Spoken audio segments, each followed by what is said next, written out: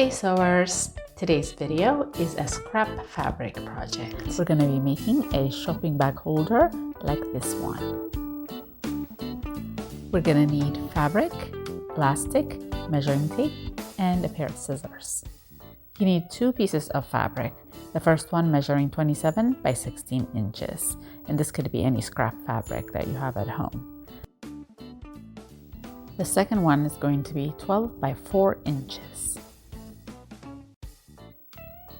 Take the large piece of fabric and fold it lengthwise, like so. Right sides should be facing together.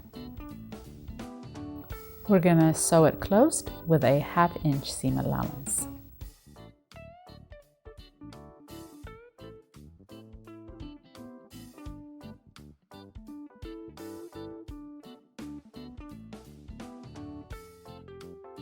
We're gonna do the same thing with the smaller piece, using 1/2 inch seam allowance.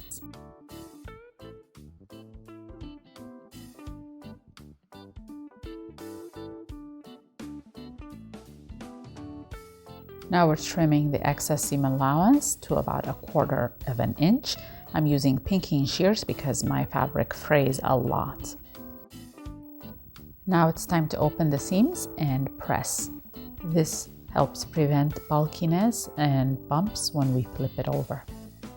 I've done the same thing to both pieces, and now it's time to hem the opening of the tube.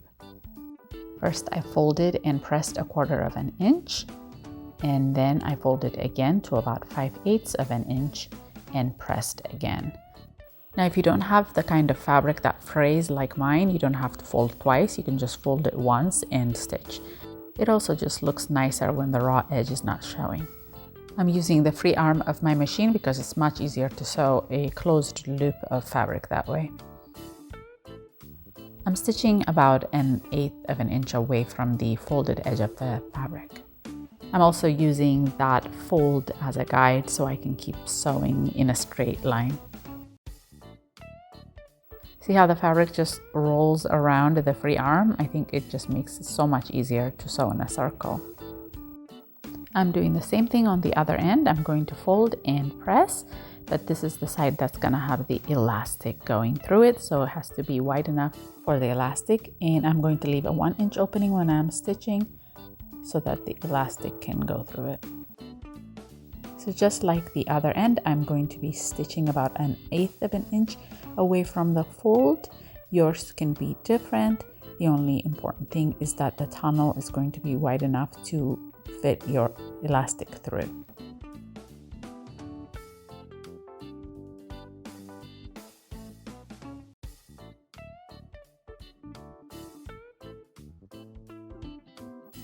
And I'm leaving a 1 inch gap between the beginning and the end of my stitch. And this is what it looks like.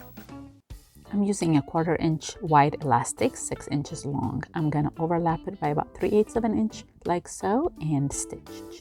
But before I do that, I'm going to loop it through the tunnel using a safety pin. I'm gonna find the 1 inch opening that I left.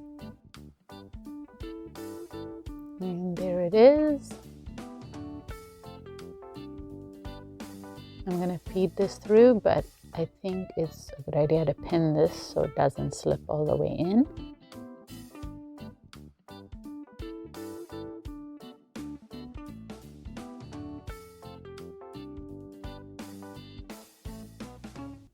And there it is. I'm gonna attach both ends with the safety pin so it doesn't slip in, and I'm going to go ahead and check the opening to make sure that this is the right size that I want, and also to decide how much to overlap the elastic before I sew it together. I'm going to use a needle and thread to attach this by overlapping it about 3/8 inch. I have really a hard time with my machine sewing elastic directly because it gets stuck on the feed dogs. So I'm just going to pin this together, and I'm going to use my needle and thread. I went back and forth through it many times so that it is strong and it doesn't snap later.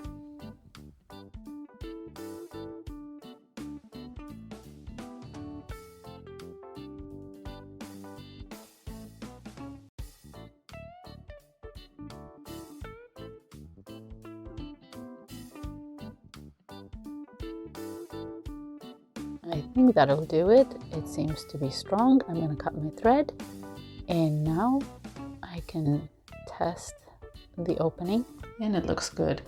In that small opening, you can stitch it closed or leave it. And now it's time to make the handle. Using the other piece we sewed earlier, I'm going to flip that out, and we're going to press it flat with the seam in the middle. Now that it's pressed nice and flat, it's time to attach it to the bag. The bag is inside out and the handle is right side out. And we're going to attach it at these two locations about 1/2 inch away from the midline. The center seam of the handle is facing you.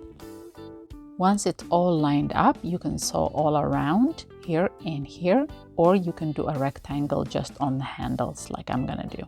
I'm gonna fold in a tiny bit here to hide the raw edges.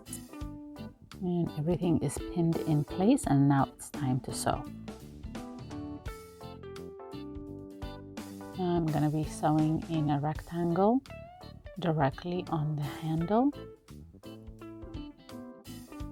And trying not to sew over the edge and turning around at the corners. And I added an X in the middle, and it looks like this. Now we just have to repeat the same thing for the other side of the handle. And we are done with that as well. And cut my threads, and there it is.